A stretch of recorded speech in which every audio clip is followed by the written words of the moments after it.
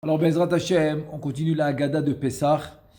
Là, on est arrivé, on rien qu'on va finir maintenant le premier paragraphe. Donc, le premier paragraphe, on a dit Helach Ma'ania, Diachalo Avatana Berad Mitzraim, ce qu'on a expliqué déjà dans les cours précédents. Kol Dirfinete Veyechol, Kol Disredete Veyifsach. Maintenant, ce qu'on veut comprendre, c'est la fin. Ashtacha Leshana Habba'a Be'ar'a de Israël. On veut comprendre, c'est quoi la relation directe entre le début qui est la matzah Helach Ma'ania et la fin qu'on souhaite, qu'on fait un vœu, qu'on souhaite que l'année prochaine on soit en Eret Israël. Ashta Avde Vechoulé. Maintenant, la question elle se pose.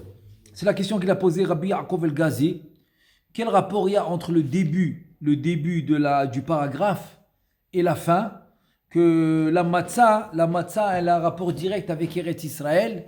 Donc ça c'est la question qu'il pose. Et il veut répondre par une Gemara. Alors on va étudier ensemble maintenant la Gemara avec laquelle il va répondre à la question. Donc, Yesh Lefaresh Alpi Mashamou Bekidushin, la Gemara dans Maseret Kiddushin, dans la page 37 à Moudbet. Donc maintenant on étudie la Gemara. Qu'est-ce qu'elle dit la Gemara?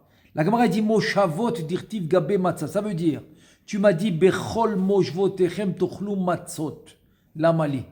Pourquoi tu as besoin de me dire que là où tu vas t'asseoir, là où tu vas habiter, tu vas manger la matzah? C'est en plus. Dis-moi, tu vas manger la matzah, on est tranquille? Non.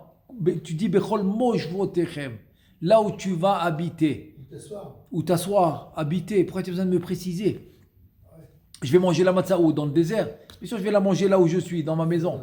Dans la maison, je vais manger. Où je vais la manger? Pourquoi tu as besoin de le dire? C'est la question de la Gemara. La Gemara dit non, j'avais peut-être une avamina, ça s'appelle salkadatar, une avamina, peut-être, j'aurais pu penser. Qu'est-ce que j'aurais pu penser?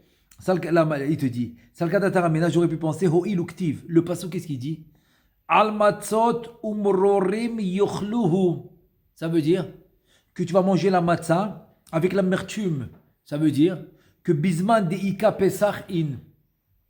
Bisman deleka pesach lo kamashmalan. J'aurais pu penser que seulement au moment où il y a le pesach, c'est-à-dire le korban pesach, je mange la matzah. S'il n'y a pas de korban pesach, il n'y a pas de matzah. J'aurais pu penser comme ça. Donc la Gemara elle dit non, c'est pour ça que j'apprends du pasuk bechol moshvotechem, là où vous allez habiter, ça soit au Bet Hamikdash, sans le Bet Hamikdash, korban pesach, sans korban pesach, aucune différence. Tout le temps, tous les ans, vous devez manger la matzah. Ça c'est ce que la Gemara elle dit. Maintenant, on va avant de rentrer dans la réponse, il y a un Tosfot sur ça. Donc Rabbi Yaakov El-Ghazi ramène aussi le Tosfot qui va nous aider à comprendre la réponse. Qu'est-ce qu'il dit le Tosfot? Vekadvo Tosafot, si tu vim tomar bia dirtiv gabe pesach ou matzah vaya kieviecha bia, c'est-à-dire le fait que tu vas venir en Eretz Israël, le passage qui dit vaya kieviecha sur le korban pesach et sur la matzah. Quand tu vas venir en Eretz Israël, alors il nous ordonne le korban pesach, il nous ordonne de manger la matzah. Shiv'at yamim tochal matzot, 7 jours tu vas manger la matzah, la mali. Pourquoi tu as besoin de me parler de ça? Pourquoi tu as besoin de me dire quand tu vas venir en Eretz Israël, alors korban pesach, à quoi si je suis en Chutz Laret, je ne mange pas la matzah? Qu'est-ce que tu veux me dire? Non, quand tu vas venir en Eretz Israël, tu vas manger la matzah. C'est ça la question du Tosfot. Qu'est-ce qui répond le Tosfot? D'abord, avant la réponse, il explique la question. Des mashma she'ena noege de la ba'aret. De la question le Tosfot, il dit du pasouk, on dirait que la matzah, tu la manges que en Eretz Israël. Mais tu vois que c'est pas vrai. Tu la manges dans le monde entier. C'est la question du Tosfot. Pourquoi tu... Alors il répond le Tosfot. Vesh lomar deata lomar ase mitzvah zu shebishvila tikanes la'aret. Voilà. Là on va commencer à toucher la réponse. La réponse du Tosfot va nous aider à comprendre la question qu'on a posée sur la Haggadah. Pourquoi il a fini avec Eretz Israël? Quand il a commencé Helach Ma'ania, il commence avec la matzah, il finit avec Eretz Israël. Le Tosfot il répond, fais la mitzvah, fais le commandement positif, il dit que grâce à ce commandement positif de manger la matzah, tu vas rentrer en Eretz Israël. Ça c'est la réponse du Tosfot. Alors là maintenant Rabbi Yaakov El-Ghazi te dit, ok, selon ce Tosfot là, que la mitzvah positive de manger la matzah va t'amener le srout, le mérite de rentrer en Eretz Israël. Il te dit, venir chez la reine Amou Chazal de Be'echa Rabati, Donc maintenant, regarde ce qui va te dévoiler un midrash extraordinaire. Un midrash extraordinaire dans Echa Rabati, c'est dans le midrash de Echa, sur Megillat Echa, dit comme ça. Le pasouk, dans Echa, le premier chapitre, troisième pasouk, Galeta Yehuda Me'oni. Donc Yehuda, c'est Am Israël. Ils sont partis en galoute, Me'oni avec la pauvreté. Il dit c'est quoi ce pasouk? Galta Yehuda Me'oni. Les Am Israël, ils sont partis en galoute, en exil par la pauvreté. Ça veut dire quoi? Il te dit Lo galou Israël est là, al she'achlu chametz bepesach. Tu sais pourquoi il y a eu la galoute? L'exil. Parce qu'ils ont, ça c'est le premier Beth Amikdash. Il a été détruit et il y a eu l'exil. Parce que Am Israël, ils ont mangé le pain à Pessah. Et là, she'achlu chametz bepesach. Am Israël, ils ont mangé le pain à Pessah. Alors ça leur a causé la galoute, l'exil. Chez Nehemar, comme le pasuk qui dit, Shiv'at yamim tochal alav matzot lechem oni, 7 jours.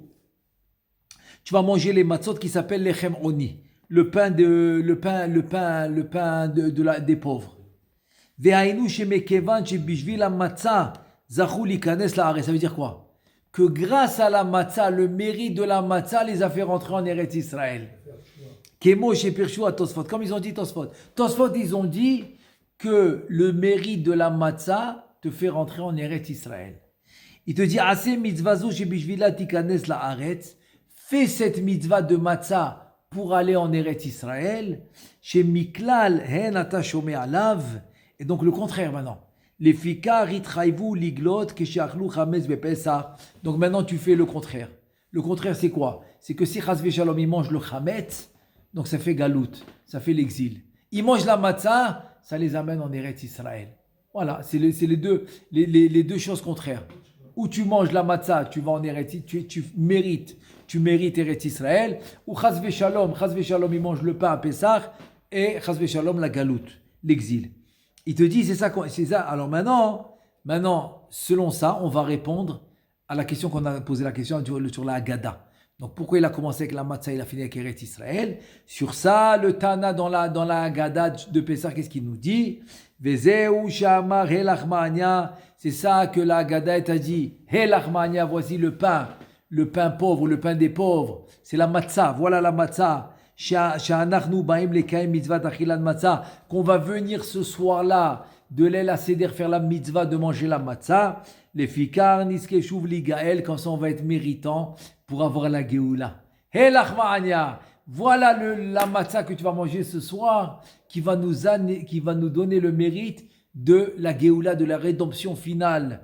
Velarzor likanes l'Eretz Israël, qu'on soit encore une fois en Eretz Israël, mais une domination du Sanhedrin Gedola, domination de roi d'Israël, une domination de Torah. Aujourd'hui ici, les Shana Abba Be'arad Israël Benechorin, qu'on soit en Eretz Israël libre. C'est quoi libre? Libre de faire la Torah comme on le veut, sans de, on dit de freinage, sans qu'il nous freine. Sans qu'il nous freine de la Torah qu'on veut appliquer en Eretz Israël. Donc ça c'est la réponse. Très très beau, très belle explication de Rabbi Yaakov El-Ghazi. Alors maintenant on continue le prochain passage de la Haggadah. Il nous dit Ma nishtana halayla ze mikol alelot. Donc on connaît maintenant les 4 questions. Ça c'est finalement maintenant l'endroit. C'est maintenant avant Manishtana, c'est l'endroit où on va verser, parce qu'on avait déjà bu le premier verre dans le Kiddush. On a fait Kiddush, donc on a bu le premier verre. Là maintenant on va verser le deuxième verre. Le deuxième verre qui va être le deuxième verre qu'on va boire à la fin de la Haggadah. Donc on le verse maintenant, on le prépare maintenant. Ensuite, on va éloigner le plateau de tout ce qu'il y a, de tous les alliés, de tout le plateau qu'on a amené, qu'on appelle le Kahara. Et le Kahara qui en fait qui représente des 10 sphirotes. Les 10 sphirotes dans le plateau, c'est quoi? Le plateau lui-même, c'est la Malchut. Maintenant, les 10 sphirotes, c'est quoi? C'est qu'on a les 3 matzot en haut du plateau. En haut du plateau, c'est Keter Chochma Bina, c'est les trois matzot. Ensuite, un peu plus bas vers la droite, tu as le Chesed qui est le Zroa. D'une ligne droite vers le bas, ça va être le Netzach qui est Haroset. Maintenant, je vais à droite. À droite, ça va être la Gvura qui est l'œuf, la Betza. Ensuite, en dessous, ça va être le karpas qui est le hod. Maintenant, la ligne du milieu, au milieu, c'est la tif eret, c'est le maror, c'est la laitue. Et juste en dessous, ça va être le yesod. Le yesod, c'est la chazeret. C'est quoi chazeret? Ça doit être un légume qui est amer. Donc, ce qu'on peut faire, c'est dans la tif eret, mettre les grands morceaux les grandes feuilles de laitue. Les grandes feuilles de laitue, les mettre au milieu, c'est la tif eret. Et les petites feuilles à l'intérieur, les petites feuilles de laitue, les mettre pour le chazeret. Et le plateau lui-même, c'est la 10e sphira. Donc tout ce plateau, maintenant, on va le déplacer avant de commencer Manishtana. Après qu'on a rempli le deuxième verre de vin, c'est le deuxième verre. Donc on va éloigner le plateau. Et comme ça, Bémet, ça va réveiller l'attention. Ça va réveiller l'attention des enfants pour qu'ils puissent demander Manishtana. Et là, ils vont commencer à poser les questions. Et c'est là qu'on va leur distribuer des petits chocolats, des petits égozim, des noix, des dattes, toutes sortes de trucs qu'on va leur donner. Comme ça va les pousser à poser les questions. Et là, quand eux, ils vont poser les questions, alors c'est les questions, c'est Manishtana. Les réponses vont commencer dans le prochain passage qui va commencer Avadi Maïnou les Paro. Donc Avadi Maïnou les Paro, c'est déjà la réponse des questions. Donc Manishtana, en fait, c'est qu'on veut les pousser à nous poser des questions. Donc nous-mêmes, on va poser ici 4 questions pour faire la mitzvah de Igata le bincha bayom maou les morts. C'est une mitzvah assez des oraïta qu'on fait de raconter. Plus tu racontes et plus c'est mishubach et plus c'est la mitzvah. Donc de raconter un maximum du récit de la sortie d'Égypte. Et là on commence. Donc Manishtana laila ze mikol alelot. Maintenant il y a une question. Mipnema shoali manishtana belel pesach, ven shoali manishtana belel chag asukot. Est-ce que quand tu rentres dans la souka le premier soir, est-ce que tu poses la question Manishtana, quel changement il y a que je dois sortir de la maison pour m'asseoir dans une souka? Est-ce que tu poses la question? Non. À Rosh Hashanah, non. Aucune fête tu poses la question. Le seul soir où tu poses la question, c'est le soir de l'El Seder de Pessah. Pourquoi? שעוזבים דירת קבע מלאה כל טוב, לדור בסוכה דירת ארעי של נסרים וקרשים. Donc ça c'est ce que j'ai expliqué oralement. Tu poses pas la question quand tu vas dans la souka, pourquoi on quitte notre maison pour venir dans une cabane pendant 7 jours? Pourquoi? Tu poses pas la question. Donc alors pourquoi tu poses pas la question? Et pourquoi tu la poses seulement dans les Seder? Ulam nira shal chag asukot ed malishol manishtana. En fait, dans la fête de Sukkot, il n'y a rien à demander. Ki asken, hiskin, am Israël, vitragel, bime galuto, lindod mimakom le makom. C'est-à-dire que Am Israël est tellement habitué, depuis que la galoute elle a commencé, depuis la destruction du premier Beth Amikdash, et ensuite la destruction du deuxième Beth Amikdash, il y a eu tellement de pogroms, de trucs de galoute, d'exil, que Am Israël se sont habitués de passer d'un endroit à l'autre, de bouger d'un endroit à l'autre, de se dire, cette façon de vivre comme ça, c'est une habitude, c'est devenu une habitude.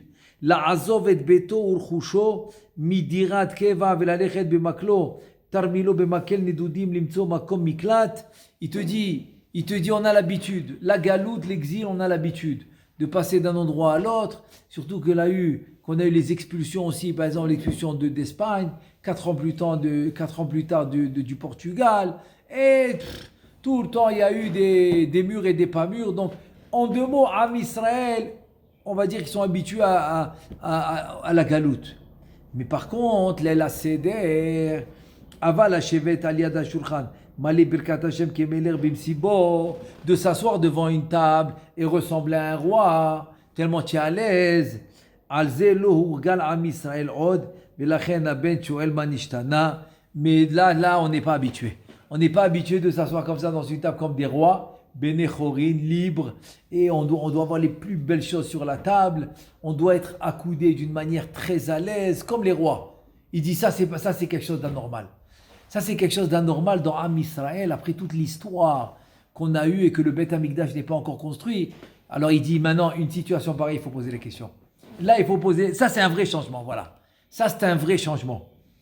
Et donc voilà, donc c'est là qu'on... Maintenant, la première question, c'est אין אנחנו מטבילים אפילו פעם אחת, והלילה הזה שתי פעמים. C'est quoi maintenant ce tiboul de tremper 2 fois? Qu'est-ce qui veut dire on l'appelle le Messader à Agada, celui qui a fait la Agada. Qu'est-ce qu'il veut nous dire par là? Donc il te dit en fait le tiboul shte pe'amim ainu matzah gamken.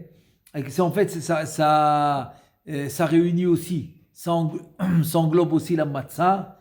Comme shikadvu Avraham Gaon ve Rambam sheyesh le tabel la matzah becharoset, parce que aussi en fait la charoset il faut pas la faire dure.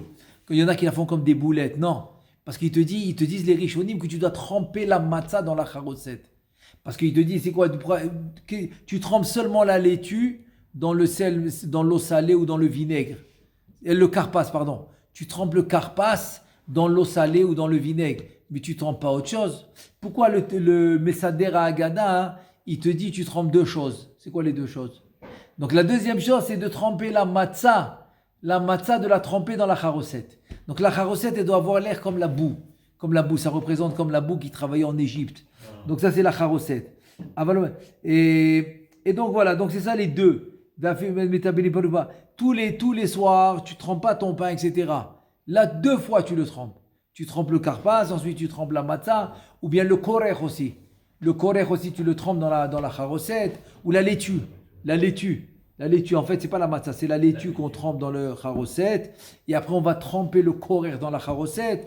Et à part ça, on va tremper le karpas dans l'eau salée ou bien dans le vinaigre. Donc voilà les 2 choses qu'on trempe.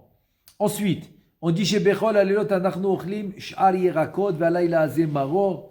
Les autres jours, les autres soirées, les autres nuits, on va manger toutes sortes de légumes. Les tomates, les concombres, je sais pas moi, tous les légumes que tu aimes. Et ce soir-là, qu'est-ce que tu manges? Le maror. Le maror, c'est la laitue, le maror.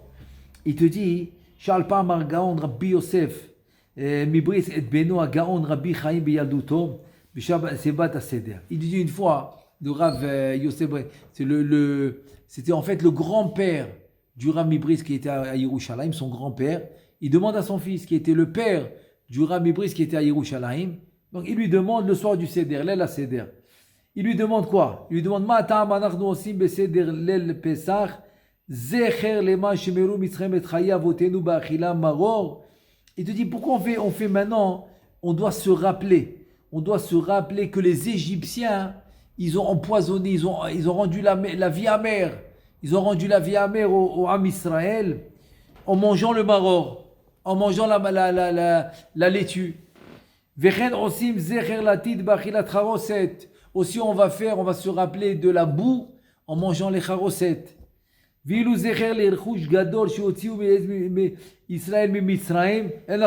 Pourquoi tu fais pas maintenant zecher, toute la richesse avec laquelle on est sorti d'Égypte?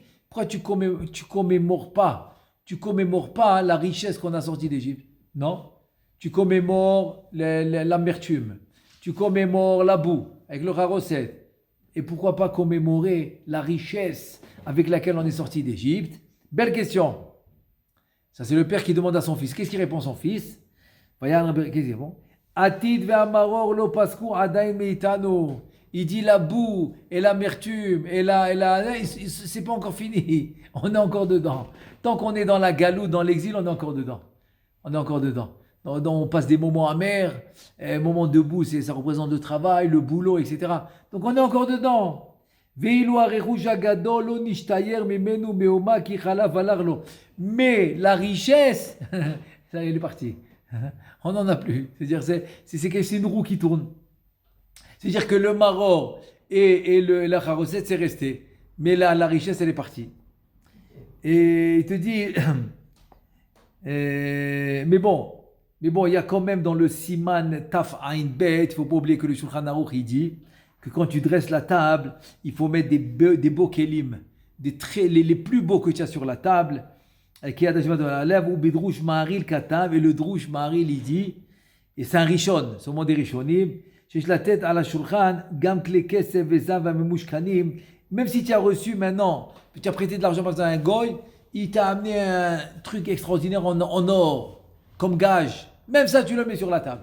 Toutes les belles choses que tu as, tu mets sur la table. Pourquoi? Pour être heureux. L'ismoir alcool panim beriatam. Au moins que tu vas être heureux de les regarder. ואפשר שכל זה באמת זכר לרכוש הגדול שנתנו במצרים, ואף לעתיד לבוא נאמר, תחת הנחושת אביא זהב ותחת הברזל אביא כסף. Donc il y a quand même un remez. C'est vrai que officiellement, on n'a pas de commandement de dire rappelle-toi la richesse avec laquelle, c'est vrai, mais on a quand même un remez, une allusion de mettre les plus belles choses sur la table, comme ça nous rappelle. Ça nous rappelle la richesse. Mais bon, c'est rien qu'un remez, c'est une allusion. Mais c'est pas vraiment la vraie raison. La vraie raison. Pour finir, c'est que, et comme on a parlé des choses qui restent pas. On a vu par exemple dans Mitzrayim, la mère tubitique c'est resté. Après il dit la richesse, non, oui, non, bon, c'est une roue qui tourne. Mais il y a un truc qui reste. Il y a un truc qui reste, et ça, sur ça, je veux pour finir ce cours-là maintenant, une très très belle histoire sur le Maasé, sur un Maasé qui s'est passé au temps de la Shoah. Au temps de la Shoah, c'est un Maasé qui s'est passé avec une famille qui a été prise dans le ghetto. Et donc cette famille, elle était dans le ghetto, mais avant qu'elle rentre dans le ghetto, la maîtresse de maison, la mère des enfants, elle a eu un enfant et il a eu un problème dans les os.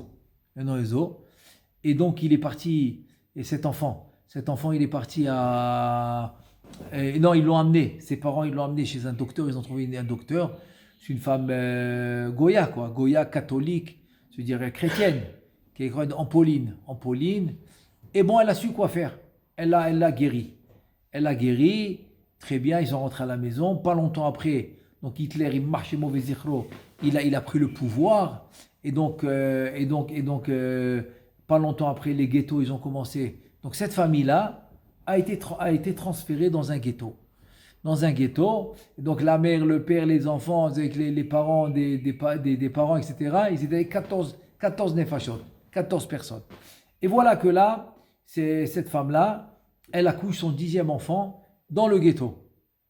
Et il naît avec le même problème que le premier, et que le dernier qui est né. Le même problème. Donc ils ne savent pas quoi faire, maintenant ils sont dans le ghetto. Comment ils vont arriver à ce docteur?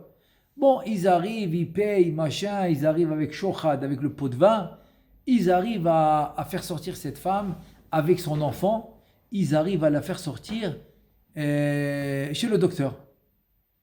Et voilà qu'elle arrive chez le docteur, et le docteur, encore une fois, il sait quoi faire, comme il a fait avec l'autre enfant, il fait avec celui-là, il le guérit. Et maintenant cette femme-là, cette Goya, catholique, chrétienne, elle lui dit, mais où tu vas?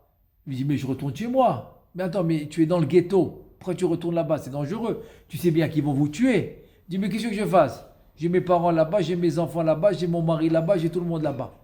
Et combien vous êtes? En tout cas, il lui a dit, on est 14. Maintenant, toute cette histoire que j'ai oublié de dire, cette histoire, c'est le père de famille, qui était en fait le mari de cette femme-là. C'est le père de famille qui est le mari de cette femme-là, qui raconte à ses enfants avant de quitter ce monde. Parce que juste avant, leur mère aussi est tombée malade. Elle est niftar. Et pas longtemps après, lui aussi tombe malade. Maintenant, il va bientôt quitter le monde. Avant de quitter le monde, il leur raconte toute cette histoire. Donc, c'était rien que le début que j'avais oublié de dire, qu'il raconte cette histoire. Et donc, elle lui dit, mais qu'est-ce que je fasse? Mes parents, mes enfants, mon mari, tout le monde est là-bas. Ils sont 14 personnes. Elle lui dit, ouais, mais ils vont être... Alors, qu'est-ce qu'elle lui dit? Elle lui dit, tu sais quoi? Alors, venez tous chez moi. Alors, on va essayer de s'en sortir. Comme ça, vous quittez tous le ghetto. Vous venez chez moi. Donc, cette Goya, elle a son sous-sol. Elle ne pouvait pas maintenant commencer à faire des travaux. Ils vont demander, qu'est-ce que tu fais? Etc. Donc, elle a fait clandestin. Elle a agrandi son basement, etc. Ce n'était pas évident. Parce qu'il fallait nourrir 14 nefashot. Il faut les nourrir. Alors, bon, elle était docteur, mais bon, c'est quand même beaucoup de frais. Elle l'a fait. 1 an, 2 ans, 3, elle l'a fait. Jusqu'à la fin de la guerre. Elle a sauvé les 14. Les 14, elle les a sauvés. Et maintenant, tout ça, c'est le mari de cette femme qui raconte tout ça. Comment elle est sortie du ghetto? Oh, mais non, au début, c'était encore avec les pots de vin et tout, tu arrivais à s'en sortir. Parce qu'il y a même ils ont même mis des flics juifs qui, au début, Quand c'était encore les débuts, tu arrivais encore à t'en sortir. Avant qu'ils rentrent dans les trains, quoi. Après, dans les trains, c'est fini.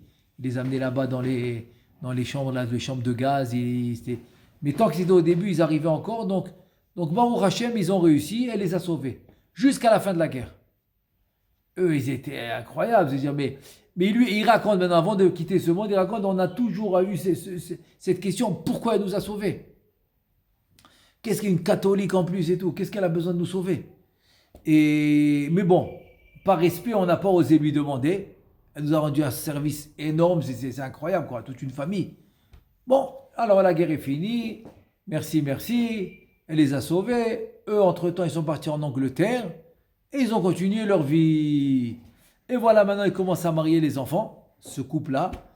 Et ils disent, attends, mais maintenant, on est obligé de l'inviter. Ils veulent inviter cette femme-là qui les a sauvés. Bon, entre-temps, les années sont passées, donc elle s'est fait un peu vieille. Ils sont allés là-bas, en Pauline, ils l'ont amenée avec eux.